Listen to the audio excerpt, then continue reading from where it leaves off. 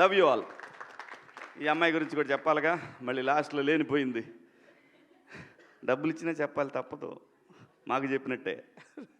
చాలా బాగుందమ్మా, చాలా బాగా చేస్తున్నావు. ముఖ్యంగా నీ డ్రెస్ సెన్స్ చాలా బాగుంది. దయచేసి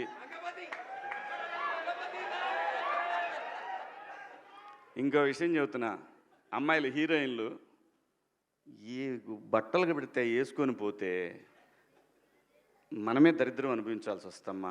ఏమనుకోవద్దు, హీరోయిన్లు అందరూ మీరు అనుకున్నా నాకు పోయేది లేదు, లాగి పీకుతాం మనం, అది వేరే విషయం.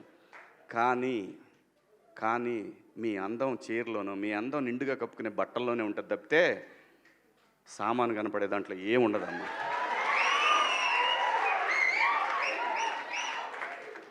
అవి వేసుకున్నంత మాత్రాన చాలామంది చూసినప్పుడు నవ్వుతూ అంటారు, కానీ దేద్రమ్ముండ ఎలాంటి బట్టలు ఎందుకు వేసుకుని కాస్త మంచి వేసుకోవచ్చుగా, బాగుంటావు కదా అనాలనిపిస్తుంది లోపల, అనలేము. అంటే మళ్ళీ స్త్రీ స్వాతంత్రం లేదా స్వేచ్ఛ లేదు. స్త్రీ అంటే ప్రకృతి, ఎంత అందంగా ఉంటే అంత గౌరవం పెరిగిద్ది. ఈ ప్రకృతి అద్భుతంగా ఉంటుంది. అలాగే స్త్రీ మా అమ్మ చక్కగా ఎప్పటికీ గుండెల్లో కనపడతా ఉంటుంది, ఒక సావిత్రమ్మ కానీ ఒక సౌందర్య కానీ. అలాగే ఈ జనరేషన్లో ఇంకా చాలామంది, రష్మిక, చాలామంది అమ్మాయిలు ఉన్నారు. వీళ్ళందరూ ఇంపాక్ట్ క్రియేట్ చేశారు కాబట్టి అమ్మటే చెప్పగలుగుతున్నాం. గ్లామర్ అనేది ఒక దశ వరకే ఉండాలా, ఇంతవరకు ఉంటే పర్లా, అది ఇక్కడికి రాకూడదు.